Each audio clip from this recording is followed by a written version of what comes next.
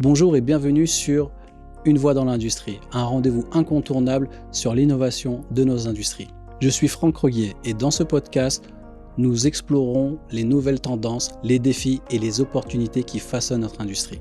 Chez Igus, nous croyons une approche différente. Plus de performance, moins de maintenance et plus de mouvements sans lubrification. À chaque épisode, nous rencontrerons des leaders, des experts qui partageront leur vision, leur expérience. Que vous soyez ingénieur ou tout simplement passionné par l'industrie, ce podcast est fait pour vous.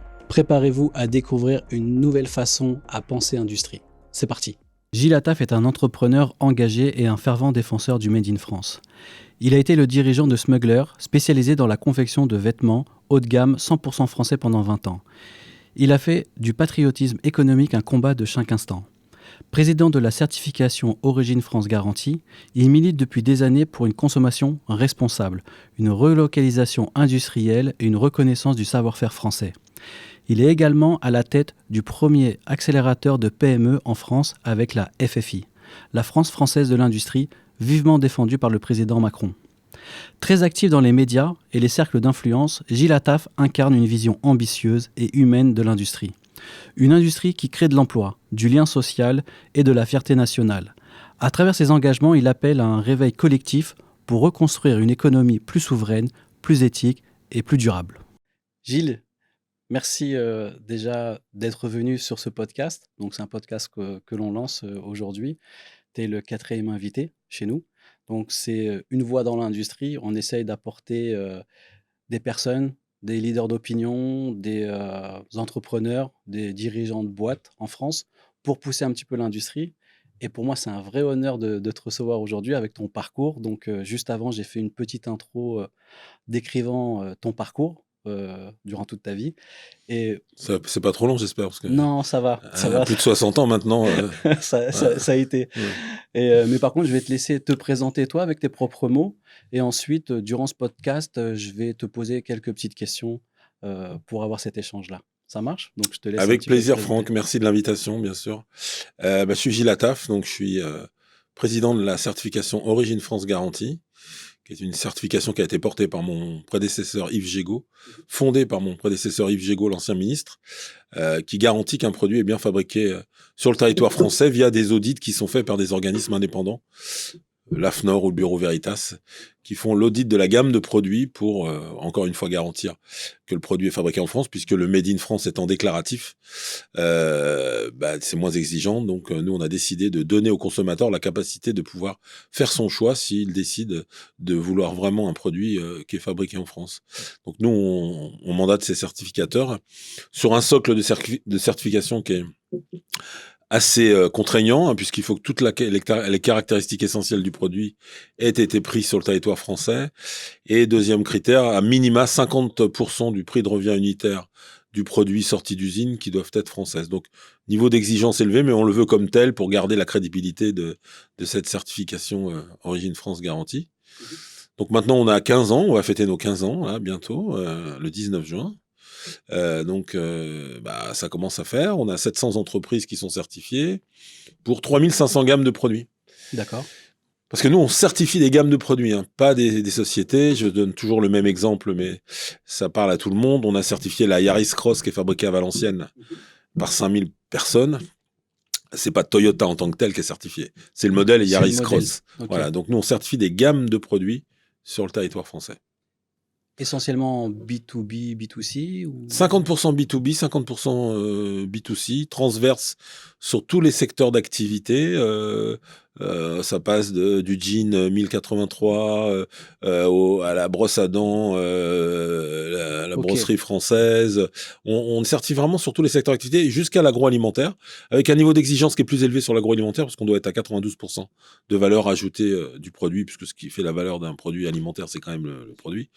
Donc voilà, un niveau d'exigence très élevé. Tous les secteurs d'activité sont représentés avec, je dirais, focus sur l'optique, où on a beaucoup d'adhérents dans l'univers des verres, de l'optique.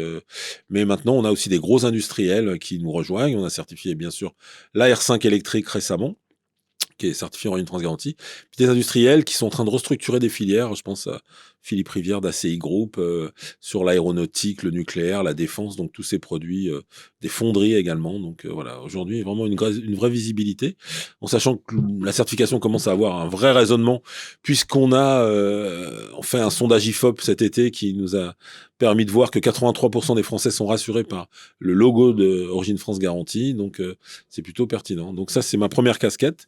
Deuxième casquette, toujours d'activiste autour de la réindustrialisation, c'est que j'ai fondé, il y a maintenant 6 ans, un mouvement qui s'appelle les Forces françaises de l'industrie, les FFI, voilà, pour porter le sujet des territoires et de la réindustrialisation des territoires. Donc, on a essayé de fédérer des activistes autour de ce sujet. Et maintenant, on est devenu carrément un écosystème, puisqu'on a des accélérateurs en région. On a même monté un fonds d'investissement qui s'appelle FFI Croissance aujourd'hui, avec toujours cette idée de rassemblement, hein, l'idée historique des FFI. Pendant la Seconde Guerre mondiale, c'est les Forces françaises de l'intérieur qui ont rassemblé pour une noble cause qui était la libération de la France. Nous, la noble cause, c'est la réindustrialisation des territoires de notre pays.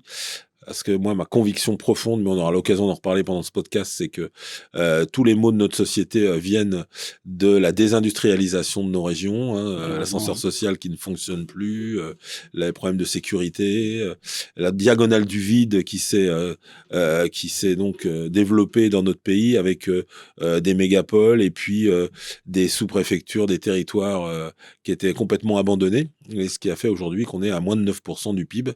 Et ça, on y reviendra, mais on est à 9% sur les produits manufacturés en France. Comme vous êtes une boîte allemande, vous savez que l'Allemagne est à plus de 20%. C'est ce que j'allais dire. Donc voilà, vous voyez le gap entre l'Allemagne et la France. Donc voilà, on court derrière vous. Ouais. Et on va essayer de rattraper notre retard. Ok. On va en reparler durant ce podcast. Mais est-ce que tu peux nous expliquer comment est-ce que tu es devenu ce visage du Made in France? Parce que tout le monde te connaît dans l'industrie, normalement, mais c'est vrai que tu incarnes ce visage-là du Made in France. Donc, Origine France Garantie, c'est même beaucoup moins permissif, comme tu viens de le dire. Mais d'où c'est venu? Oh bah c'est venu d'un traumatisme, hein. C'est comme tout, ton parcours est lié sûrement à des traumatismes. Moi j'étais traumatisé par la perte des savoir-faire dans le textile, puisque moi je suis issu de la filière du textile, de l'habillement plus exactement, puisque je suis tombé dedans quand j'étais petit, hein. D'ailleurs mes amis m'appellent l'Obélix du Made in France. Je suis tombé dans la marmite. Voilà, donc bon, c'est pas seulement pour mon physique, hein, c'est aussi parce que voilà. Donc en fait moi j'ai vécu toutes les délocalisations des années 80, une grosse vague, 70-80 de délocalisations où des grands entrepreneurs français portés par nos élites disaient que l'atelier du monde serait en Chine et que la France deviendrait un pays de tertiaire. Et donc moi j'ai vu se déliter notre filière, j'ai vu des usines qui fermaient, des gens qui se retrouvaient sur le carreau, et puis à titre personnel, puisque moi mon père était entrepreneur après avoir été d'abord ouvrier, mécanicien en confection, et il est devenu patron, et moi j'ai eu la chance de reprendre son entreprise, enfin la chance, pas vraiment parce que les circonstances de son décès sont un peu brutales, mais en tout cas j'ai repris l'entreprise familiale que j'étais obligé de fermer suite à des délocalisations de clients. Donc du coup assez jeune. J'étais très jeune, j'avais 19 ans. Ouais. Et trop jeune d'ailleurs. Avec le recul, beaucoup trop jeune. Mais en tout cas, ce qui est sûr, c'est que ça a forgé mes convictions que un pays a besoin de produire pour être libre, pour aider ses citoyens à évoluer, avoir un projet de vie, avoir un projet professionnel. Et ça, c'est absolument essentiel. Un pays, il a besoin d'avoir tout le monde. L'ascenseur social s'est bloqué après les 30 Glorieuses en France. Clairement, les 30 Glorieuses, ça fonctionnait parce que il y avait de la production. Il y avait des choses à faire. La production, ça permet d'avoir des gens qui sont formés. On peut faire de la formation, on peut évoluer. Ce qui n'est pas le cas dans les autres secteurs d'activité. Moi, je prends toujours un exemple. Moi, j'ai 2 filles qui ont fait des grandes écoles de commerce, qui aujourd'hui travaillent ou dans le conseil ou dans des startups. Il n'y a que des bac+5. On ne peut pas avoir un pays qui n'a que des bac+5. Donc, c'est bien, mais c'est pas suffisant. Il faut de l'innovation, il faut de la haute technologie. Mais il faut aussi une capacité, quand quelqu'un n'a pas ou les moyens de faire des études, ou les capacités, a envie de rester dans son territoire, dans sa région, pour travailler, pour vivre, pour créer un projet de vie, pour entreprendre, bah, il faut qu'on lui donne cette possibilité-là. Et pour ça, bah, il faut de la production. C'est pour ça que moi, j'aime beaucoup ce que dit Louis Gallois, qui est un de mes mentors, l'ex-patron d'Airbus. Ça doit être une cause nationale, la réindustrialisation, parce que c'est le vrai sujet derrière tout ça, c'est que c'est un choix de société. Produire, c'est un vrai choix de société, d'ailleurs. Je le redis, les Allemands l'ont bien compris depuis longtemps.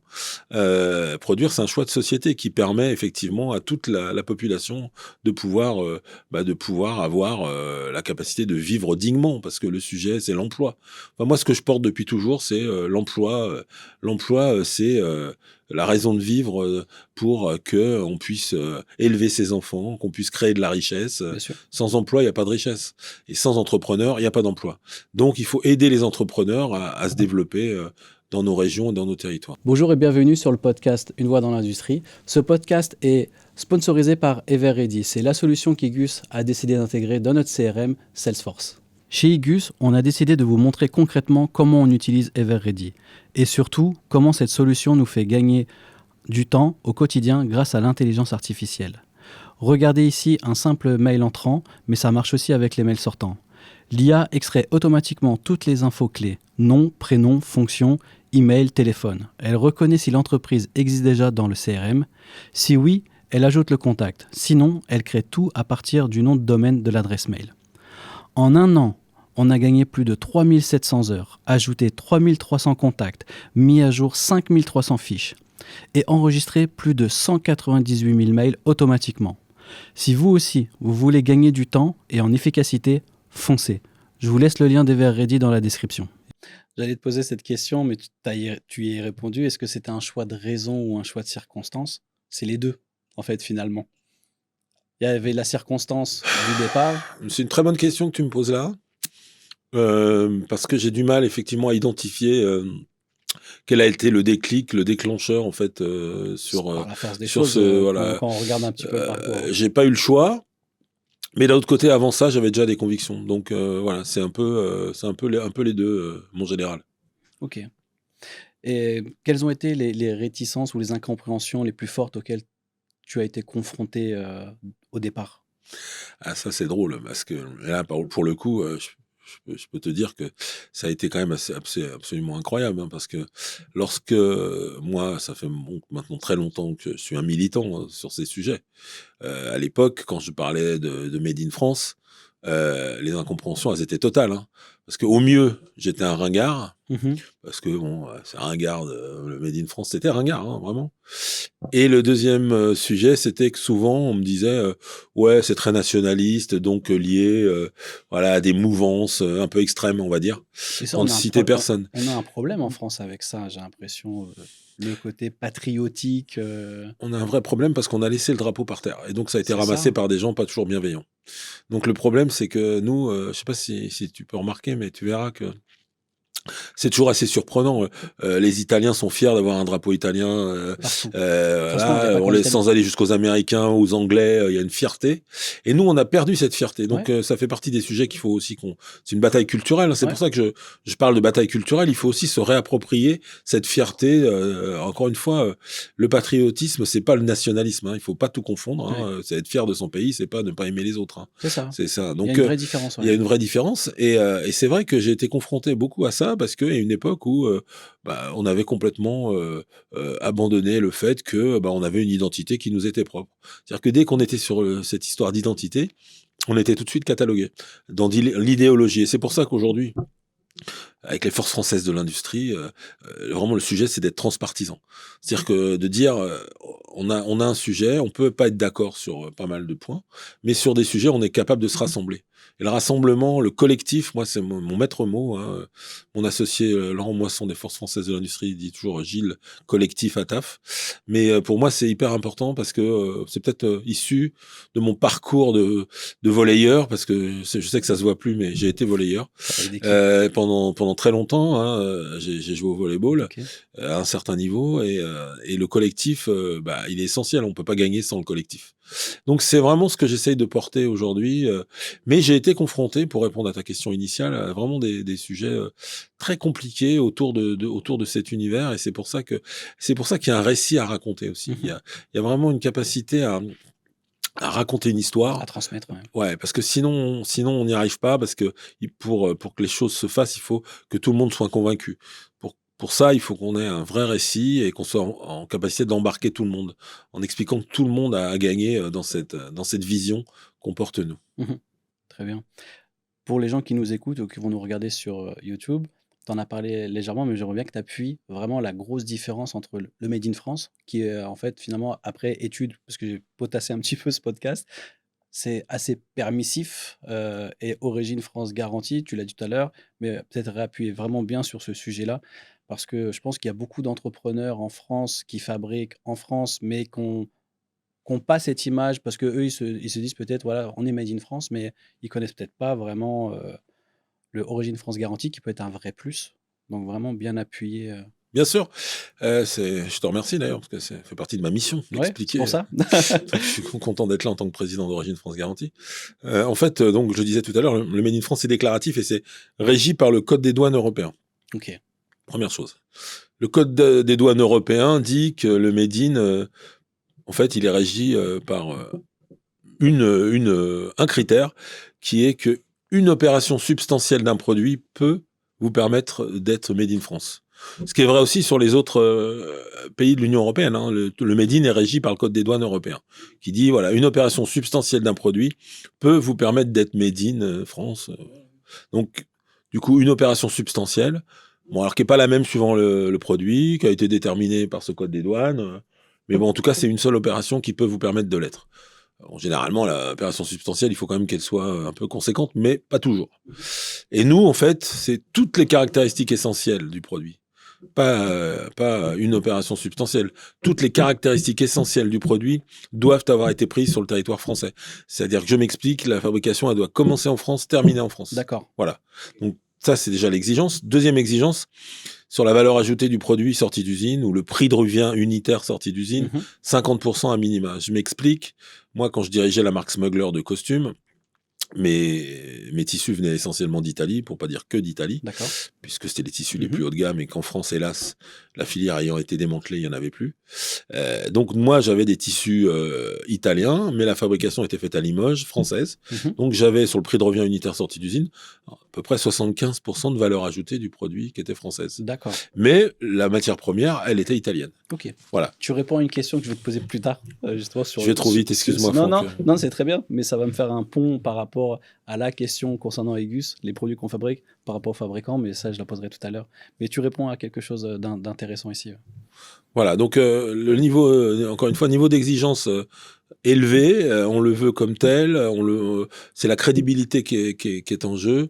On peut pas faire une opération à l'étranger, faire revenir en France et refaire une opération. Donc très exigeant, en sachant que nous, on est une association qui portons cette certification. Et pourquoi on est une association? Parce que en fait, Origine France Garantie est née d'une mission qu'avait eu Yves Gégaud par Nicolas Sarkozy sur la marque France. Et là, on s'est aperçu donc de ces manques, je dirais que c'est trop dans la raquette, et on a décidé de monter une certification. Sauf qu'elle peut pas être d'État parce que l'Union européenne interdit aux États membres de promouvoir leur production nationale. C'est-à-dire qu'un État ne peut pas porter un marquage d'origine. C'est compliqué ça. C'est grave. Et nous, on fait partie des gens qui militons. D'ailleurs, Yves Gégaud a été identifié pour faire une mission sur ces sujets. Mais nous, ce qu'on voudrait, c'est que le marquage d'origine soit obligatoire au sein de l'Union européenne. C'est-à-dire qu'aujourd'hui, il ne l'est pas. Hein. C'est-à-dire qu'il n'y a pas d'obligation de marquage d'origine. En Chine, le marquage d'origine est obligatoire. Aux États-Unis, le marquage d'origine est obligatoire. Au Japon, le marquage d'origine est obligatoire. En Europe, le marquage d'origine n'est pas obligatoire. Sauf dans l'agroalimentaire, où il est obligatoire. Mais sinon, sur les produits manufacturés, vous fabriquez en Europe, il n'y a pas d'obligation au sein de l'Europe d'avoir Une un certification. marquage d'origine. Le marquage d'origine au sein de l'Europe, il n'est pas obligatoire, hein. Donc ça, c'est quand même un peu ennuyeux. Donc vous pouvez fabriquer en Roumanie, en Ouais, c'est Yougoslavie, pareil. enfin, en tout cas, là, ça manque, cette traçabilité, elle manque. Donc nous, on a été obligé de passer par une association Mhm. pour faire cette certification Origine France Garantie. Voilà. Donc hélas, on n'est pas un label d'État. D'accord. On va parler industrie, économie, souveraineté, justement. Ça va faire le lien avec ce qu'on vient de dire. En quoi, d'après toi, le Made in France, selon toi, peut être une stratégie de souveraineté? Est-ce que ça peut nous aider dans le monde, dans la globalisation que l'on connaît? Est-ce que le Made in France peut nous aider à nous produire plus, produire... Bah déjà, la traçabilité, ça aide à la souveraineté. Mais aujourd'hui, on n'a pas le choix. On s'est aperçu quand même. Alors nous, on avait ces convictions depuis très longtemps de la désindustrialisation de notre pays, mais on s'est aperçu, par exemple, avec la Covid, que c'était absolument dramatique, que la France était plus souveraine. C'est-à-dire qu'il y a des secteurs d'activité, on était incapable de produire. En fait, on nous a vendu une mondialisation heureuse. Pour les masques? Ben voilà, pour les masques, on nous a vendu une mondialisation heureuse pendant des décennies en disant, de toute façon, on trouvera toujours un endroit pour fabriquer des choses à bas coût, hein. Moi, des grands patrons, notamment du MEDEF, qui me disaient, alors pas Pierre Gattaz, hein, qui n'a pas du tout ces convictions-là, au contraire, qui est un homme engagé, mais des anciens présidents du MEDEF, qui me disaient, oui, faut arrêter de raconter des histoires, les produits à faible valeur ajoutée seront plus jamais fabriqués en France. Et puis on s'est retrouvé avec des situations où on s'est retrouvé à la merci des pays étrangers. Parce que la mondialisation heureuse, ça marche bien quand il n'y a pas de guerre, quand tout va Bien sûr. bien, quand il n'y a pas une épidémie. Et puis on s'aperçoit que là, on est à la merci de tout le monde. Et tous les secteurs d'activité sont concernés. C'est pour ça que moi, je suis un militant pour que à minima, toutes les filières soient en capacité de produire. Parce que moi, quand on me parle de filières stratégiques, je trouve que c'est pas suffisant. Encore une fois, moi je dis pas qu'il faut produire 100% en France, hein. Je suis pas du tout un ayatollah du Made in France, mais je me dis qu'il faut qu'on soit en capacité de garder notre liberté. Parce que la souveraineté, c'est la liberté, en Bien fait, sûr. hein, c'est ça le vrai sujet. Ouais, ouais. Je sais pas si tu On as le- vu le documentaire Qui a tué l'industrie française sur la 5, là, où je disais, voilà, un pays qui perd son industrie, c'est un pays qui perd sa liberté. Bien Et ça, sûr. pour moi, c'est absolument fondamental. Et lorsque, par exemple, nous, dans le textile, on nous a demandé de fabriquer des masques en tissu parce qu'on n'avait plus de masques chirurgicaux et qu'on n'arrivait pas à en acheter en Asie parce que les Américains venaient sur le tarmac Ouais, avec avant, ils pour achetaient. les choper. Enfin, voilà. Donc, du coup, ça veut dire quoi? Ben, ça veut dire qu'en fait, on est devenu stratégique dans le textile. Donc, on était une filière stratégique comme la défense, comme d'autres. C'est-à-dire qu'à partir du moment où, quand Je même, trouve on qu'on a cette attend. capacité de produire un peu, peut-être pas sur tous les secteurs d'activité beaucoup, mais en tout cas à minima, ça nous fait garder une certaine souveraineté et garder des savoir-faire. Parce que le vrai problème de la souveraineté, c'est quoi? C'est que la souveraineté, ça permet de garder aussi des savoir-faire. Bien sûr. Lorsqu'on a perdu des savoir-faire, et ça a été le cas sur certaines filières, on les a perdus définitivement, hein, parce qu'après, pour remettre en place des savoir-faire, c'est pour ça que le sujet de la transmission des savoir-faire est peut-être l'élément essentiel de notre souveraineté. On ne peut pas être souverain si on ne transmet pas nos savoir-faire. Il faut qu'on les garde et pas qu'on les donne à nos concurrents et qu'après, on ferme en France. Pendant des années, on s'est dit, bah, nous, on va garder la recherche et le développement, la R&D, Ouais. puis on va faire produire dans les pays à bas coût. Sauf que les pays à bas coût, maintenant, ils ont la R&D aussi chez Bien eux. sûr, Hein. ils copient. Et donc là, à partir de là, après, on n'a plus rien. Donc il faut être toujours prudent. Et encore une fois, c'est pas du tout vivre en autarcie, faire du protectionnisme à tout craint, bien qu'il faille faire du protectionnisme. C'est un sujet que je voulais aborder avec toi qui est absolument fondamental. C'est la concurrence déloyale. On peut pas laisser rentrer sur le territoire français des produits qui n'ont pas été fabriqués avec les normes sociales, environnementales qu'on demande à nos entrepreneurs. C'est pas possible. Il y a un moment où on peut dire c'est de la concurrence déloyale. Bien sûr. Et ça, on peut pas être compétitif. On parle de compétitivité. Comment être compétitif avec des gens qui n'ont pas les mêmes obligations que vous? Ouais. Donc ça, c'est vachement important aussi de l'avoir en tête. Il y a des mots comme ça, le dumping. Si mettons on regarde le marché chinois, comment ils font pour parce que les gens ne comprennent peut-être pas cette façon de travailler que nous on n'a pas, hein, donc Mais le dumping, c'est absolument dramatique. Et nous, on est aujourd'hui coincés. Alors là, plus que jamais, coincés entre le dumping chinois et le protectionnisme américain. En fait, on est là aujourd'hui. On est entre les deux. Ouais, donc voilà, c'est quand même énorme. Mais moi, j'ai fait partie de ces gens qui déjà, lorsqu'au début des années 2000, on a fait rentrer la Chine dans l'OMC, moi, j'ai alerté déjà à l'époque en me disant, mais attendez, je comprends pas là, on va faire rentrer dans le marché mondial, hein, l'Organisation mondiale du commerce, des gens, on va leur dire, bah, venez jouer avec nous, venez jouer à un jeu avec nous, mais pas avec les mêmes règles. Donc c'est comme si toi, tous les deux, là, on joue, je sais pas, tous les trois, là, on joue au tarot, donc on joue au même jeu, mais par contre, moi, je joue avec tous les atouts, mais on joue au même jeu, hein, mais moi, j'ai tous les atouts. Donc je vais tout le temps gagner. La partie, elle est gagnée, Tu peux pas gagner. Tu joues au même jeu, mais pas avec les mêmes atouts. Donc il y a un moment où il faut être, il faut avoir aussi un peu cette vision sur le temps long qu'on n'a pas. Hein. Je reviendrai aussi lors de notre entretien, mais le sujet de temps long est le sujet fondamental de l'industrie. Donc il faut regarder les coûts cachés des délocalisations, ce que ça a pu coûter à la société, et ce que ça engendre aujourd'hui. Regarde le déficit que l'on a. Regarde notre balance commerciale qui est ultra déficitaire, 170 milliards. Enfin c'est quand même colossal. Non, c'est hallucinant. Donc il y a un moment où on peut pas se poser les bonnes questions, et puis on peut pas se cacher sur ce qu'on nous a vendu aussi pendant des années. Sur oui, on est les champions de l'aéronautique, on est les champions du TGV, on est les champions. Mais on est champions là-dessus. Mais à côté de ça, l'export c'est 80% de PME. Et nous, nos PME, elles savent pas exporter, elles savent pas chasser en meute. Bah, je reprends toujours l'exemple de l'Allemagne, puisque là, on est accueilli par une boîte allemande qui sait bien faire. Chasser en meute, c'est un vrai sujet que les Allemands savent faire, notamment pour aller travailler à l'export. Nous, les Français, on n'est pas capables de se mettre ensemble pour aller travailler à l'export. Et donc, c'est pas le fait d'avoir des champions dans des catégories hyper pointues qui font que eux, effectivement, ils ont l'impression qu'ils portent toute la France. Mais on s'aperçoit que la France, c'est 80% de PME, la France, hein. Donc voilà, il faut être complètement réaliste par rapport à ça. Bien sûr. La question, même si je connais un peu ta réponse, est-ce qu'on peut encore inverser cette dynamique? Ben, on n'a pas le choix. C'est simple, hein. Ma réponse, elle est claire. Sinon, on va devenir les vassaux alors numériques des Américains, on l'est déjà un peu, parce que sur les sujets de souveraineté numérique, alors là, on a tout perdu. On a rien eu. Enfin, si on avait quelques champions qui auraient pu l'être, mais qui sont pas devenus. Et puis, on va devenir les vassaux des Chinois qui déversent leurs produits sur notre territoire. Donc, il faut qu'on inverse la tendance. Il faut qu'on ait cette vision sur le temps long. Donc, pour inverser la tendance, faut arrêter de voir à court terme. Hein.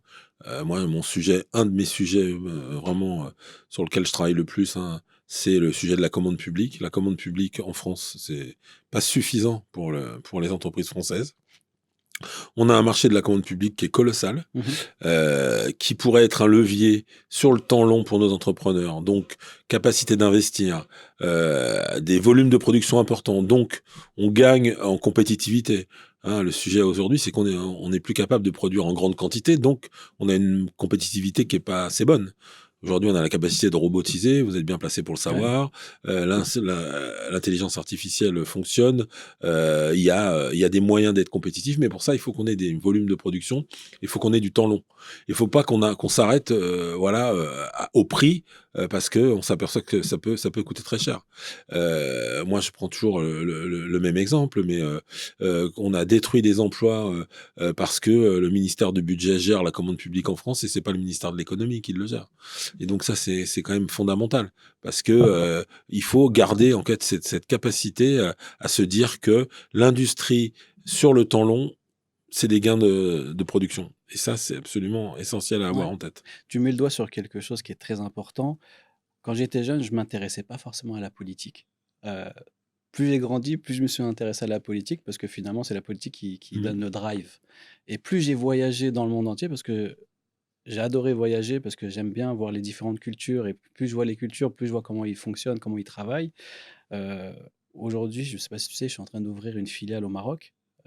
J'ai étudié le marché marocain. J'ai appris ça par ton grand chef. Ouais, donc je vois comment le gouvernement travaille avec les entrepreneurs marocains, qui est complètement différent de la France. Est-ce que tu penses que la politique a le plus gros rôle à jouer dedans? Parce qu'on peut avoir les entrepreneurs, on peut avoir les grosses têtes pensantes, comme tu dis, on peut avoir les industries, mais est-ce que la politique a le plus gros rôle?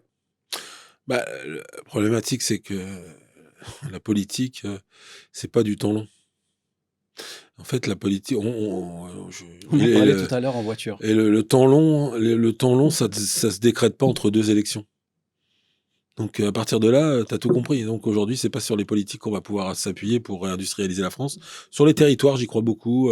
Je trouve qu'il y a un ancrage territorial des élus locaux qui ont cette vraie vision, qui sont sur le terrain.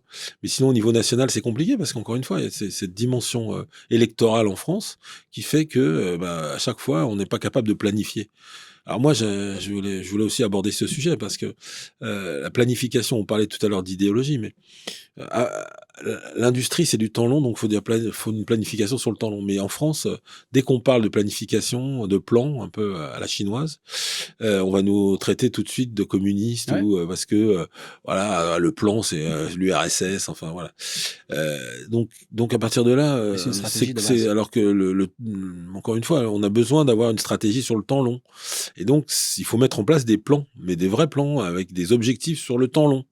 Et sans penser que ça, tout de suite, derrière, il y a une certaine idéologie. Alors moi, j'ai toujours tendance à dire, je veux dire, il y a eu quand même des gens illustres auxquels je tiens beaucoup. Le général de Gaulle mettait en place des plans et que je sache, c'était pas un communiste invétéré. Et encore une fois, voilà, donc on est en capacité quand même aujourd'hui de se poser des questions sur voilà cette volonté que on doit avoir de réfléchir à des et de pas trahir l'opportunisme. En fait, le politique aujourd'hui, il est un peu perdu en fait. Il y a pas de majorité, c'est compliqué. Ouais. Il y a pas de voilà, et incapable sur un projet qui pourrait rassembler.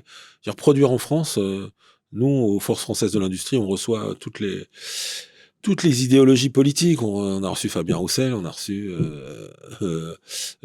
Nicolas Dupont-Aignan. Bon, Montebourg fait partie de nos adhérents parce que c'est quelqu'un d'engagé sur Oui. la réindustrialisation. Et on pourrait se rassembler sur le sujet de produire, sortir de la société de consommation pour devenir une société de production et sortir de la société de consommation. C'est un projet qui peut rassembler tout le monde. Bien sûr. Voilà, donc avec le sujet du partage de la valeur aussi, qui est un vrai sujet aussi, pour qu'on puisse embarquer le maximum de gens autour de ça. Il y a un vrai sujet du partage de la valeur. Et dans l'industrie, je pense qu'il y a un sujet que aussi on doit prendre en compte, c'est qu'on a tellement dénigré l'industrie en France, mais tellement, que pendant des années, personne ne voulait entendre parler de l'industrie. Donc il y a il y a aussi vraiment beaucoup de pédagogie à faire, ce qu'on fait avec les Forces françaises de l'industrie, pour expliquer que l'industrie, c'est quand même un endroit où on gagne mieux sa vie que dans les services. Nous, on a fait des études, hein, on gagne 20% de plus dans l'industrie à niveau d'études égal que dans les services. Bien sûr. Donc c'est quand même un point qui est quand même fondamental. Donc arrêtez de dire, si tu vas travailler mal à l'école, tu vas aller à l'usine. Ouais. Je veux dire, c'est ce qu'on a entendu pendant... Bah, c'est ce qu'on a Ah, on entendu. a entendu pendant longtemps. Voilà. Moi-même, quand j'étais Bah étudiant. voilà, donc voilà, à partir de là, mais après tout le monde a sa part de responsabilité. Bien sûr. Hein. Tout le monde a abandonné l'industrie. Moi, quand Bruno Le Maire il me dit oui, les élites politiques françaises ont abandonné l'industrie, je dis ah oui, mais t'en as fait partie aussi. Ouais. Enfin, tu vois, tout le monde a abandonné l'industrie. Mais je dirais même jusqu'aux ouvriers qui ont préféré à un moment les ouvriers spécialisés, qui étaient des gens fondamentaux, par exemple dans les années, dans les 30 glorieuses, bah, ils en avaient tellement marre, ils avaient plus la fierté. On a perdu la fierté de produire. Ce qui est pas vrai en Allemagne, hein, d'ailleurs. Ouais, Je bien sûr. reprends toujours l'exemple de l'Allemagne parce que des grands débats qu'on a avec Thorsten. Ouais. Mais voilà, c'est vrai que la fierté de la France de produire, on l'a perdue parce qu'on nous a dit non mais produire, y a pas de quoi être fier de produire. Bah si, les métiers de la main, les métiers du fer, des gens qui moi je suis dans les usines tout le temps pour remettre des certifications Origine France Garantie. C'est exceptionnel quand on voit ces savoir-faire, ces gens. Donc il faut redonner la fierté, expliquer que on peut sauver un pays par la production, qu'on peut mieux gagner sa vie et qu'on peut être mieux dans sa tête. Je veux dire, produire, ça aussi, c'est valorisant. Quand vous voyez le travail que vous avez fait, et que vous voyez le produit, et que moi je le vois quand je remets des certifications et qu'on fait des événements, tout le monde est là, et en plus là, il y a un vrai melting pot dans les usines. Il y a les gens de la base, il y a des ingénieurs, il y a des bureaux d'études, il y a des ouvriers. Tout le monde est là ensemble pour un même projet. Bien sûr. Et du coup, il y a une fierté. Et donc ça, faut le redonner aussi, cette fierté, cette dimension de la fierté de la production. Et ça, c'est un gros travail parce que pendant des années, on a complètement abandonné cette vision. Moi, je discutais avec des ingénieurs il n'y a pas si longtemps que ça qui m'expliquaient que en France, hein, donc c'est assez incroyable, mais quand vous faisiez un cursus d'ingénieur en alternance, vous aviez un plafond de verre salarial que vous n'aviez pas lorsque vous avez fait le même cursus en présentiel, enfin en cursus normal. Ouais. Non, mais c'est dingue. C'est-à-dire, Ouais. c'est le contraire qui devrait se C'est le passer. contraire. Parce que Enfin, normalement, on est c'est plus l'expérience qui est- performant. mais Ouais, bien sûr. voilà. Donc, ça veut dire qu'il y a quand même culturellement beaucoup de choses à faire. Et On était plus expliquer. sur la théorie que Ouais, la expliquer pratique. que l'industrie, c'est pareil. Moi, les chiffres, c'est factuel et puis ça a le mérite de la clarté. Aujourd'hui, il y a 40% de moins de burn-out dans l'industrie que dans les services. Ok, ça je savais pas. Voilà. Mais non, mais c'est pour ça que ces sujets-là, il faut Ouais, les prendre bien en sûr. compte et essayer de les expliquer Ouais. parce que nous, on part de tellement loin, hein, on part de tellement loin. Donc, ta question initiale, c'était, voilà, est-ce qu'on peut faire quelque chose? On peut faire quelque chose en faisant prendre conscience, en racontant des belles histoires, en ayant aussi des personnes qui incarnent des belles réussites, Ouais. des beaux sujets. Et ça, c'est un travail de fond à faire. C'est un travail que j'essaie de faire au quotidien. Tu as abordé l'abandon de plusieurs points. Moi, j'avais cette image-là quand j'ai commencé chez Igus en 2002.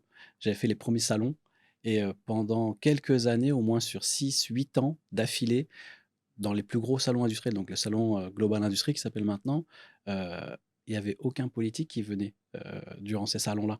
Ils venaient sur les salons de l'agriculture, ce qui est normal, parce que l'agriculture en France, c'est quand même un gros secteur d'activité. De Mais moins en moins. l'industrie, personne venait. Donc aujourd'hui, il y a un gros travail de GL Events, Global Industry, avec Sébastien Gillet qui pousse, qui marque à la culotte, comme je dis, pour avoir les politiques qui viennent dans ces instruments-là. Mais je trouve, ouais, c'est un vrai travail de suivi, de pousser là-dessus pour éviter d'être abandonné, comme tu dis, parce qu'aujourd'hui, l'industrie est un ascenseur social. Tu avais raconté ça aussi. C'est super important de pousser l'industrie. Ah, mais je te rassure, c'est le cas sur le Made in France de la même façon, hein, qu'on avait abandonné tous ces sujets. Moi, j'ai eu la chance de faire partie des premiers à avoir fait le salon du Made in France, porte de Versailles. Mhm. Je salue d'ailleurs Fabienne Delahaye de MIF Expo, qui l'organise chaque année. Nous, on est partenaire avec Origine France Garantie. Mhm. Mais il y a 12 ans, on était 78 exposants. C'était en 2012, donc c'est un peu plus de 12 ans. En 2012, on était 78 exposants porte de Champéret et aucun politique qui venait, sauf Arnaud Montebourg qui est venu et qui nous a fait à l'époque, il était au ministère du redressement productif et on avait réussi à le faire venir. Mhm. Aucun politique. Et 78 exposants, ça intéressait personne. Là, aujourd'hui, le salon, c'est plus de 1000 exposants porte de Versailles. Tous les politiques viennent parce que si on n'y va pas, c'est mal vu parce que ça veut dire qu'on s'en fout. Donc, on a reçu, nous, on a une web TV lors du salon. On a reçu le ministre de l'économie, le ministre de l'industrie, tous les ministres, ils sont venus, hein, parce que voilà. Très bien. Donc effectivement, maintenant, Donc, il y a un réveil. il y a un réveil, il y a une prise de conscience. On s'est pris un mur, hein, en pleine face, hein, parce que moi, pendant des années, quand même, il y a aujourd'hui des gens qui parlent beaucoup d'industrie, qui étaient plutôt Startup Nation, hein, donc qui nous vendaient la Startup Nation, voilà. Et on a besoin d'innovation, mais il faut que l'innovation elle soit au service de la production. D'ailleurs, c'est pour ça que moi je milite pour un crédit impôt recherche production. C'est-à-dire qu'aujourd'hui, j'ai pas envie que le crédit impôt recherche, il aille aux banques. Ouais. Il faut qu'il soit réfléchi vers les gens qui produisent. Parce que quand tu produis, tu crées de l'emploi. Hein. C'est ça le vrai sujet. Tu sais que la production, un emploi industriel, c'est 3 emplois indirects. C'est ça, hein, la réalité. Parce que Là, il y a une ça génère 3 transmission, emplois bien sûr. indirects. Et puis en plus, ça génère dans les territoires de l'économie, du lien social. Bien sûr. Parce que peut-être que ce qu'il faut que tes auditeurs comprennent, c'est que le lien social, il est fondamental. Un pays, là, le lien territorial, il s'est complètement délité. Et pour retrouver ce lien social, il faut que les gens travaillent dans leur territoire, dans leur région. Donc, c'est ça qu'il faut faire comprendre. C'est pour ça que c'est hyper Bien important sûr. d'avoir cette capacité de produire. Très bien. Merci. On va passer avec un topic qui s'appelle la consommation, pédagogie, sensibilisation. Ça, c'est un point que je voulais voir avec toi. Le Made in France est souvent perçu comme plus cher. Euh, Qu'est-ce que tu réponds à ce frein psychologique?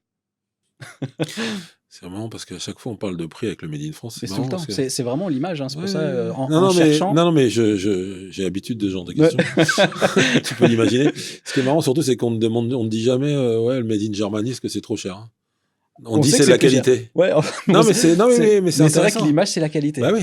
Ouais. Donc on ne dit pas c'est trop cher, c'est Ouais. plus cher. Mais C'est plus cher. Ils sont perçus Mais par la par contre, qualité. Ouais. voilà, l'image perçue, c'est que c'est de la qualité. Ouais.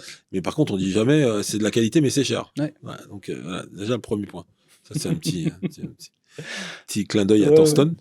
Non, mais alors moi, il y a plusieurs sujets sur la problématique de la perception. Déjà, il y a la perception et la réalité, d'une part. Moi, j'ai des exemples aujourd'hui que je peux vous donner. C'est que la voiture la plus vendue en Europe, c'est la Yaris Cross. Hein. La voiture la plus vendue en Europe. Hein, donc elle est fabriquée en France, déjà. Ça veut dire qu'on est capable de fabriquer des produits aujourd'hui en France, sur le territoire français, en travaillant sur des process de production. Je parle de Toyota vraiment à dessein, parce que Toyota, ils ont mis en place des process de production du Japon, hein, il n'y a pas de secret. Ils savent faire. Ouais. Et aujourd'hui, c'est la voiture la plus vendue en Europe. Donc c'est qu'elle doit être compétitive pour qu'elle soit bien vendue. C'est pas un produit haut de gamme. C'est un produit moyen de gamme, parce que c'est pareil, hein, cette image qu'on doit obligatoirement monter en gamme. On doit monter en gamme, mais pas seulement. Il faut que tous les secteurs d'activité soient en capacité de produire. Donc, mettre en place des process de production, mais aussi donner la capacité de faire des volumes. Parce que, évidemment, quand vous produisez beaucoup, c'est quand même plus facile d'être compétitif que lorsque vous faites des petites séries. Bien sûr. Et comme on a perdu cette capacité de monter à l'échelle, aujourd'hui, le Made in France, c'est pas compétitif. Moi, je peux vous donner des exemples de compétitivité. Aujourd'hui, nous, on a un adhérent, Olivier Remoissonnet, qui dirige la brosserie française, qui a sorti un produit, une brosse à dents à moins d'€1. Ça s'appelle Les Vertueux, et qui vend à la grande distribution. Bon, il a robotisé, il a rationalisé. Aujourd'hui, voilà, ce produit-là. Autre exemple, un grand patron français qui s'appelle Stéphane Bobot, que je salue, qui dirige Innov8 aujourd'hui, qui a lancé en premier temps une coque de téléphone portable qui vend au même prix que chez les Chinois, et qui a dit il y a quelque temps aux opérateurs téléphoniques, moi, si vous me donnez des volumes, je vous fais un chargeur universel fabriqué en France, certifié Origine France Garantie, ce qui est le cas aujourd'hui, au même prix qu'un produit chinois. Il l'a fait, c'est fait. Aujourd'hui, c'est possible. Donc, il y a un moment aussi, il faut... moi, je veux bien qu'on dise tout le temps c'est plus cher. Évidemment, c'est plus cher quand on n'est pas en capacité de monter à l'échelle. Ça, c'est le premier point. Deuxième point, qui est quand même fondamental, c'est qu'effectivement, on ne sera pas capable de concurrencer l'ultra fast fashion, par exemple. Un t-shirt à 1€, on le fera jamais en France. Hein. Mais pourquoi ? Parce que le t-shirt à 1€, il est fabriqué dans des normes sociales, environnementales catastrophiques, peut-être même par des enfants dans certains cas. Donc, ok, on peut pas dire c'est plus cher que l'ultra fast fashion. Mais est-ce qu'il faut pas aussi se poser les bonnes questions ? Est-ce que le consommateur, il doit pas se dire on doit consommer moins, mais mieux, des produits de qualité, des produits qui durent, des produits vertueux. Tu sais, il y a un élément qui est fondamental. Hein, lorsqu'on fabrique en France, de fait, on est plus vertueux que lorsqu'on fabrique au bout du monde. Parce que le sujet aujourd'hui de la convergence, alors par provocation dans les médias, je parle toujours de convergence des luttes entre l'emploi et l'écologie, c'est le même. Hein. Vous fabriquez en France, qui est mon sujet à moi, c'est l'emploi. C'est pour ça que je dis toujours, il faut jamais oublier le S de RSE, hein, parce que dans responsabilité sociale et environnementale, il y a quand même social. Donc il y a des emplois, mais de fait, quand vous fabriquez en France, vous êtes plus vertueux, donc vous êtes écologique. Donc c'est convergent. Tout ça, ça a que des vertus de produire sur le territoire français. Donc ça, c'est important. Donc le Made in France plus cher, encore une fois, moi, c'est une vision que je peux pas porter. Hein. Encore une fois, faut parler des mêmes choses. Faut pas parler des choses qui sont pas comparables. Mais justement, ça, c'est la question qui allait suivre. C'est comment sensibiliser le grand public à l'impact de ces choix de consommation, parce que on parle toujours, voilà, il faut faire, mais il y a cette partie de sensibilisation. Est-ce qu'elle est assez importante ? Est-ce qu'elle est assez poussée ? Je te remercie de cette question, elle est fondamentale. Parce que, tu vois, il y a un vrai sujet quand on me dit, oui, mais problème de pouvoir d'achat. Donc, les gens achètent des produits pas chers, fabriqués en Chine. Et il y en a même des anciens ministres qui ont été recrutés par des grandes marques d'ultra fast fashion pour faire du lobbying, qui disent, oui, mais nous, on apporte du pouvoir d'achat aux Français grâce à nous. Alors, ce cynisme absolu, je le dénonce et je suis scandalisé. Parce que c'est un cynisme terrible. Parce que lorsque vous allez dire à ces gens, grâce à nous, vous achetez des produits pas chers, c'est pas ça le sujet, c'est que ces gens-là gagnent pas assez leur vie. Et donc, ils achètent des produits pas chers, mais ils sont en train de détruire leur propre emploi. C'est pour ça que je parle de cynisme. Parce que ce qui est terrible, c'est que ces personnes qui achètent des produits pas chers, et je les comprends, ils n'ont pas d'autres solutions parce qu'ils n'ont pas assez de pouvoir d'achat, mais ils achètent des produits, et en achetant les produits, ils creusent leur propre tombe. C'est-à-dire qu'ils se tirent une balle dans le pied parce que c'est ces gens-là qui vont être impactés par la perte de leur emploi. Et moi, je dis toujours à ces boîtes-là, le jour où ces gens-là n'auront même plus les moyens, d'acheter des produits de low cost. Ils n'auront même plus les moyens parce qu'on va pas pouvoir les assister, l'assistanat, on va pas pouvoir les payer. Donc, il y aura plus rien. On fait comment? C'est-à-dire que là, à ce moment-là, ce sera trop tard. Donc, encore une fois, il faut avoir beaucoup de pédagogie, expliquer. Vous savez, ma grand-mère a dit tout le temps, j'ai pas les moyens d'acheter pas cher. Et Dieu sait que ma grand-mère était modeste, elle faisait les marchés le jour, elle travaillait à l'hôpital la nuit. Hein. C'est une femme exceptionnelle. Elle disait toujours, j'ai pas les moyens d'acheter pas cher. Non, mais il y a un bon sens qu'il faut avoir. Donc, consommer moins mais mieux des produits de qualité vertueux. Bah, c'est ça le vrai sujet. Après, moi, on me parle, il y a 30% de gens pour qui 1 euro sur un produit, ça peut faire la différence à l'année. Pour eux, c'est pas possible. Bah oui, il y a quand même 70% de gens qui peuvent se poser des questions d'acheter mieux et de participer au modèle social français. Parce que derrière tout ça, c'est un modèle social. Hein, on est bien content de l'avoir, mais pour qu'il dure, il faut quand même le financer.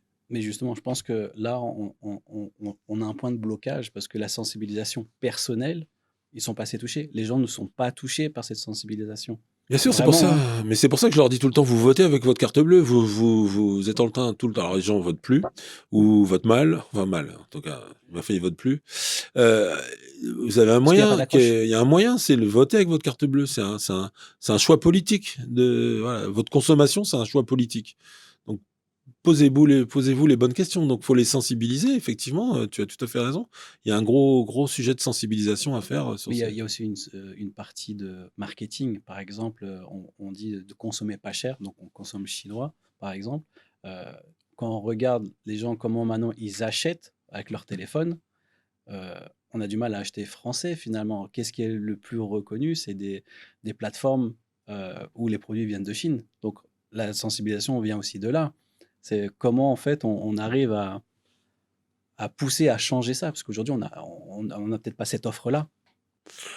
Bah, encore une fois, c'est la sensibilisation. Il faut expliquer. C'est un peu comme la réussite qui a été faite sur l'écologie. Quelque part, il y a une prise de conscience quand même. Ça a été long, mais je pense que aujourd'hui, tout le monde est d'accord pour dire qu'il faut faire des efforts. Il faut décarboner, voilà. Même s'il faut décarboner d'une manière faut pas non plus aller trop vite pour pas détruire la production parce que c'est important. Mais je veux dire, il faut faire de la pédagogie et faire comprendre que tout ça, je le disais tout à l'heure, on n'a pas le choix. Donc, à chaque fois, il faut dire aux consommateurs qu'il faut qu'ils se posent les bonnes questions. Et nous, c'est pour ça qu'Origine France Garantie, nous, on donne de la traçabilité. Hein. Au moins, il sait par où c'est réfléchi. Donc, moi, je pense que le vrai sujet, on a quand même des bons exemples. Hein. Je suis désolé, on a un pays qui est hors Union européenne, qui est en cœur de l'Europe, c'est la Suisse. La Suisse, c'est quand même incroyable. Le salaire moyen en Suisse, il est à près de 5 000 francs Ouais, c'est pas la suisses. même chose. Ouais. On est à 25% du PIB, plus que l'Allemagne, hein, que dans l'industrie. C'est-à-dire que les gens ont l'impression que la Suisse, c'est la finance, les banques. Non, c'est la production. Enfin, il y a aussi la finance et les banques, mais je veux dire la production.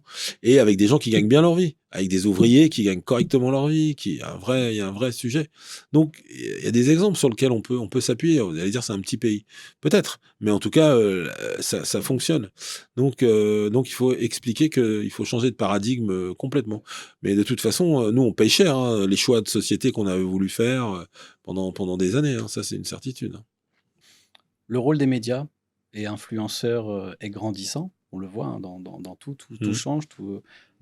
Le Made in France a-t-il besoin d'un storytelling plus moderne? Absolument, fondamental. Fondamental parce qu'en plus, on a un vrai problème avec le Made in France, et là je reconnais notre part de responsabilité, c'est que on essayait de culpabiliser en disant oui, c'est bien parce que c'est produit en France, c'est bien parce que c'est Made in France, non, ça suffit pas. Il faut de la désirabilité, un petit message à Être sexy? notre rédacteur en chef de Fait en France, Anthony Vittorino, qui dit tout le temps qu'il faut être désirable parce que voilà, un produit, il faut donner envie. Enfin, je veux dire, la consommation, c'est aussi de l'envie. Donc, il y a un vrai travail à faire de communication. Il y a un vrai travail aussi à faire dans les médias parce que les médias aussi ont pendant longtemps complètement négligé cette dimension. Encore une fois, je parlais de ringard, c'était un peu ça. Donc il y a un vrai travail à faire. Mais la désirabilité des produits Made in France doit être mise en avant. C'est-à-dire qu'on doit travailler sur le design, on doit C'est travailler ça. sur l'envie et sur la communication. La problématique qu'on a aujourd'hui, c'est qu'on se heurte, et c'est pour ça que la loi contre l'ultra fast fashion est importante, c'est qu'on se heurte à des gens qui font des marges colossales. Enfin, je veux dire, des fois, il y a des marques qui vendent des produits très chers en France. Hein. Là, on parle de l'ultra fast fashion, mais il y a des marques qui fabriquent au bout du monde, qui font des marges colossales, du coup, qui ont des capacités de communication qui sont Énorme. énormes. Mmh. Et nous, notre problème en France de la fabrication, c'est que comme les marges sont faibles, bah, du coup, on a du mal à communiquer.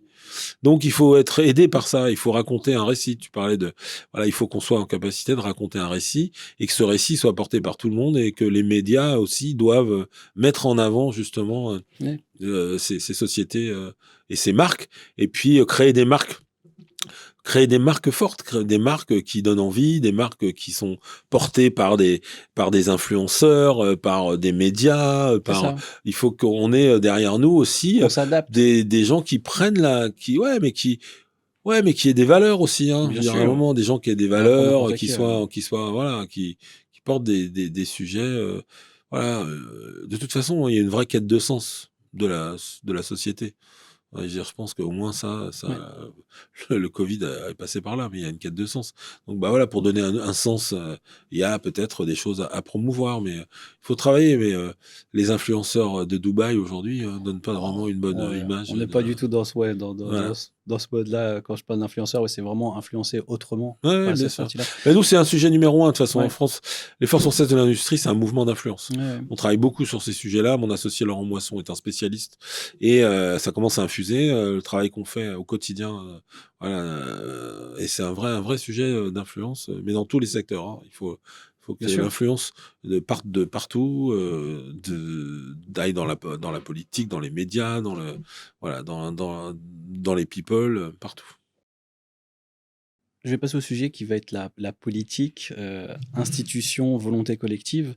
Est-ce que l'État fait assez pour soutenir le Made in France et sinon, qu'est-ce qu'on doit changer en priorité? Si on doit être un peu succinct là-dessus. Bon, bah, alors là, le sujet numéro 1, c'est, il faut la simplification totale des normes, hein. Enfin bon là, enfin aujourd'hui on est nos entreprises, nos entrepreneurs sont totalement, submergés de normes et puis d'injonctions contradictoires. Enfin, on tout le monde a compris qu'il fallait réindustrialiser, mais d'un autre côté, on fait des injonctions contradictoires. C'est-à-dire qu'on demande, à réindustrialiser et puis parallèlement à ça, on nous sort des lois comme la loi ZAN, zéro artificialisation nette des sols, qui nous permet d'être 3 fois plus long pour avoir, par rapport à l'Allemagne, pour faire une nouvelle usine, en France parce qu'il y a des autorisations à avoir dans tous les sens, Mmh. qui font que, là vraiment, il y a un vrai sujet de simplification, des normes et puis surtout, je le disais tout à l'heure, genre on peut pas à la fois demander de l'exigence de production, à nos entreprises et puis faire rentrer sur le territoire français des produits qui n'en ont pas. Donc voilà, donc ce sujet de simplification, et des normes en France, il est fondamental et peut-être c'est le sujet numéro 1 à prendre en compte aujourd'hui, pour nos entrepreneurs. Il y a un énorme gap aujourd'hui, sur nos voisins, même au sein de l'Europe, hein. Donc là, c'est pas un problème européen, hein, c'est un problème franco-français, hein. Ouais. Parce que quand on nous renvoie toujours à l'Europe, nous, on surtranspose, hein. Notre grande spécialité, c'est de surtransposer. Donc il y a une prise de conscience des politiques, ça, j'en suis convaincu, et je le vois aujourd'hui, moi. Je vois avec Marc Ferracci, le ministre de l'Industrie, qui fait un très bon travail sur ces sujets. Il y a il y a une vraie prise de conscience sur, je dirais, l'urgence de simplification pour que nos entreprises puissent évoluer, qu'on puisse de nouveau produire sur le territoire français. Depuis le Covid, il y a eu quand même des choses intéressantes, hein. France 2030, donc l'État a mis en place des projets Ouais. et a quand même aidé les entreprises à se développer. Donc il y a une prise de conscience. Maintenant, il faut aussi que, bah, on tape du poing sur la table, voilà, je parlais de la commande publique tout à l'heure. Enfin, je veux dire, l'Union européenne nous empêche d'avoir des appels d'offres franco-français. Moi, je veux que 50 des appels d'offres français soient réservés aux entreprises françaises. Française, bien Un sûr. Small Business Act à la française. Ouais, Je veux dire, bien sûr. encore une fois, l'Allemagne, qui est un bon exemple sur la commande publique, l'Allemagne récupère 80 de sa commande publique, hein, et pourtant, elles sont au sein de l'Europe. Nous, Ouais. on en récupère, je sais pas, on a du mal à avoir des chiffres, mais je sais pas, 20-30. Donc tout ça, c'est quand même des gros volumes de production Bien qui nous sûr. reviennent pas et que là, il faut légiférer. Et puis, il faut pas avoir peur non plus de l'Europe. Hein. C'est Arnaud Montebourg qui dit tout le temps, ils vont pas nous envoyer les chars. Non, Donc, non, non, c'est il clair. y a un moment, il faut prendre ses responsabilités et dire, bon, bah maintenant, on tape du poing sur la table, on dit non. Ouais. Pourquoi les pulls de nos militaires sont pas fabriqués en France? Pourquoi enfin, je veux dire, c'est notre argent. Hein. Enfin, je veux dire, c'est nos impôts. Voilà, on est déjà... Alors, on crève d'impôts, mais d'un autre côté, on l'utilise mal. Donc, il faut aussi avoir cette bonne vision pour faire avancer les lignes. Moi, j'ai étudié un peu, donc j'ouvre Igus Maroc, donc j'ai étudié un peu le Maroc. J'ai découvert qu'il y avait beaucoup de zones franches, par exemple, là-bas. Et en grattant, on s'aperçoit que le gouvernement, la politique marocaine, on parlait d'être sexy à un moment donné. euh, dans ces zones franches, en fait, ils offrent le terrain. Je sais pas si tu sais, hein, ils offrent le terrain aux producteurs et tu es exonéré d'impôts pendant 5 ans au niveau des sociétés. Est-ce que c'est quelque chose, peut-être pas à dupliquer, mais peut-être à prendre en compte en France? Parce que si, admettons, en France, pour réindustrialiser des gros sites, des choses comme ça, on parlait d'aides, parce qu'on arrive à sortir des aides pour des sujets, on va dire, annexes. Est-ce que pour la réindustrialisation, est-ce que la politique pourrait pas mettre en place des... Moi, il y a des bons exemples. Hein. Regarde les JO, regarde Notre-Dame. On est capable de C'est ça. faire les choses vite et bien, mais il faut légiférer, il faut casser toutes les normes. Les préfets ont du pouvoir. Hein. On pourrait passer par les préfets hein, pour leur demander, voilà, de faire des dérogations. Et bien sûr qu'il y a des leviers, mais il faut un courage politique. Hein. C'est un vrai courage, mais il faut le faire. Nous, on a toujours tendance à vouloir être les bons élèves de l'Europe. Donc, à partir de là, c'est compliqué quand même quand on est le bon élève de l'Europe. Moi, je vais te donner un exemple. On est les seuls au sein de l'Union européenne les seuls hein, à avoir nos acheteurs publics qui sont responsables pénalement de leur choix. C'est-à-dire que Ok, ça, c'est pas une norme européenne, hein, c'est en France. C'est-à-dire que nous, on a les seuls, si on estime qu'ils ont mal choisi, ils peuvent aller à la brigade financière. ouais. Enfin, voilà, donc ça te donne une idée. Donc il y a un moment où il faut aussi voilà, arrêter de se tirer une balle dans le pied, comme je le disais tout à l'heure.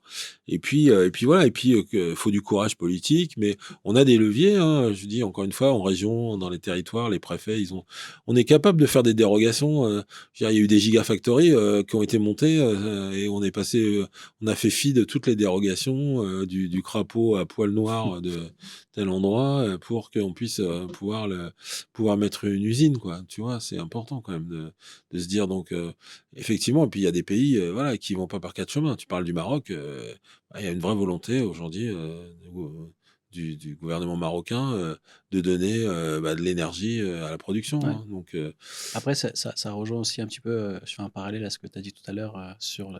Nous, on a des mandats d'un président.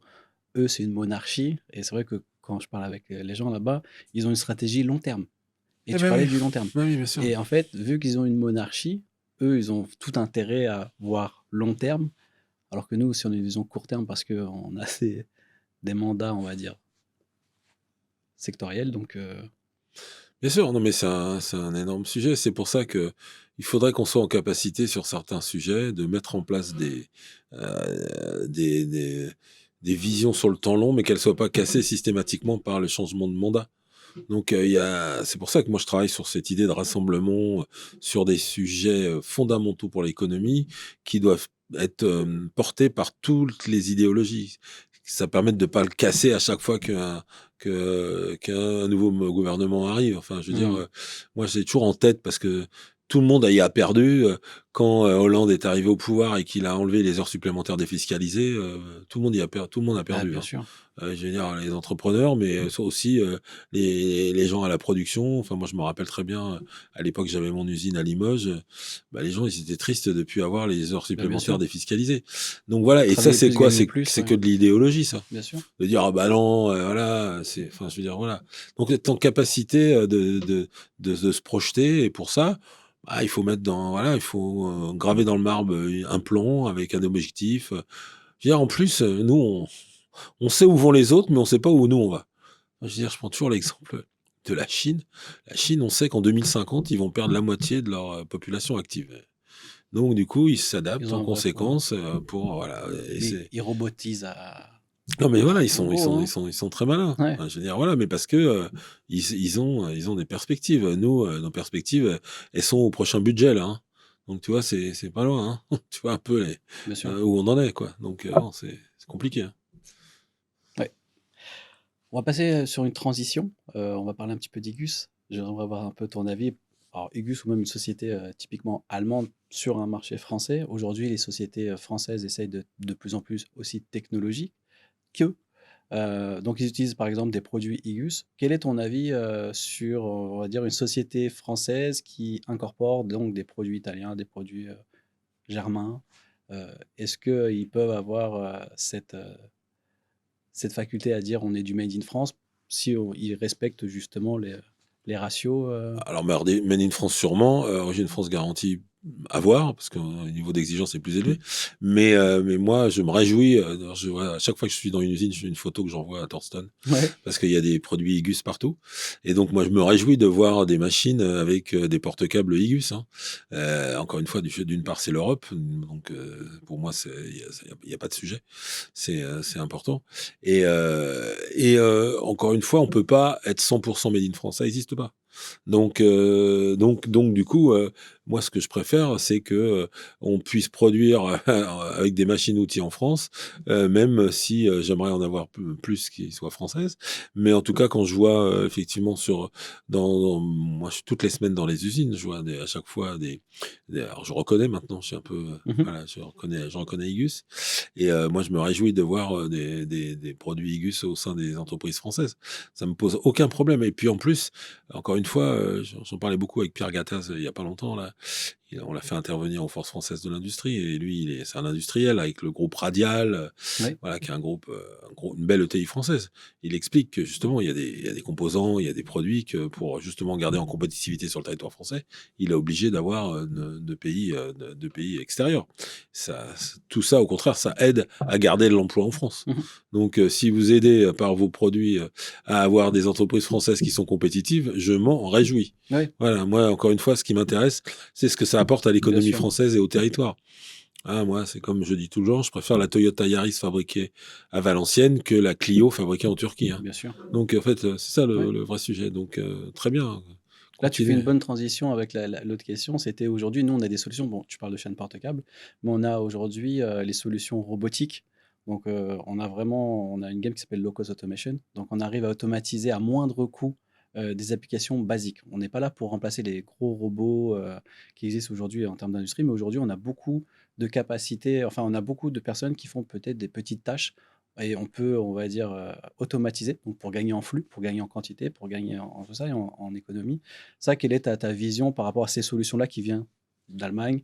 Euh, Bah, ma vision, elle est simple, hein, c'est que vous apportez de la compétitivité à nos entreprises c'est françaises. ça, c'est ce Donc, qu'on essaie de porter, ouais. apporter de la compétitivité aux entreprises françaises, j'applaudis des deux mains.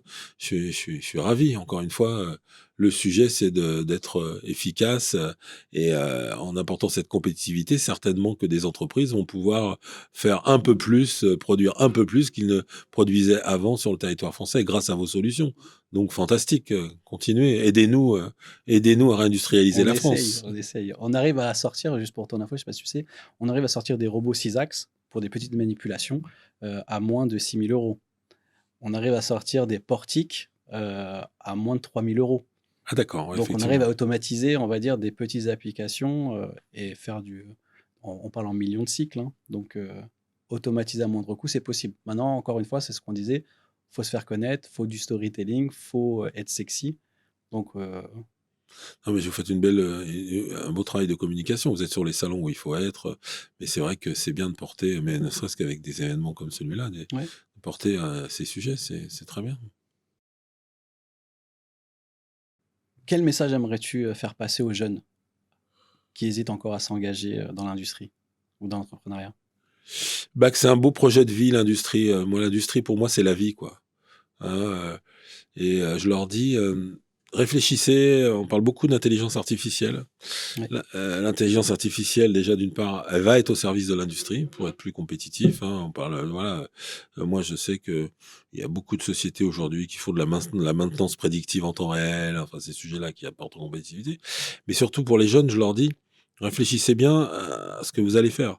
Parce que l'intelligence artificielle, elle va permettre dans les métiers de service peut-être à gagner en compétitivité, mais surtout peut-être à détruire des emplois Mhm. qui pourront pas être détruits dans l'industrie. Donc peut-être que ça va apporter de nouveau une autre image à l'industrie en disant que dans l'industrie, on va peut-être pouvoir avoir une évolution de carrière que peut-être on n'aura pas dans le secteur tertiaire.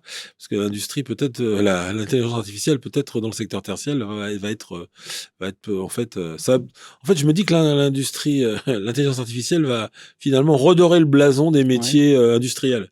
Parce que on en aura besoin, mais ça va pas remplacer comme ça peut peut-être le Faut juste bien remplacer. s'en servir. Ouais, ça va peut-être remplacer dans le secteur tertiaire. Donc, je dis, posez-vous les bonnes questions. Et puis, la quête de sens dans la vie, c'est important. Et puis, c'est tellement valorisant de faire des choses de ses mains. Je veux dire, c'est plus sympa de voir un truc qu'on a fabriqué que d'être devant un tableur Excel toute la journée. Donc, l'industrie, c'est pour ça que c'est un beau projet de vie. Voilà ce que je leur dis. Très bien. On arrive à la fin du podcast. Déjà Ouais, déjà. On aurait pu en parler encore longtemps, il y avait plein d'autres sujets, mais peut-être que je te réinviterai d'ici quelques mois Avec pour plaisir. voir sur d'autres sujets. On connaît tous des citations, on les connaît tous. Maintenant, j'aimerais bien avoir une citation de Gilles Attaf. Est-ce que, si admettons par rapport à ton vécu, par rapport à ton ADN qui te nourrit, est-ce que, Gilles Attaf peut, nous sortir une petite citation? Que tu peux créer, hein? Oui, Soit oui, t'en oui. reproduis une ou Non, mais une citation, c'est peut-être un peu trop.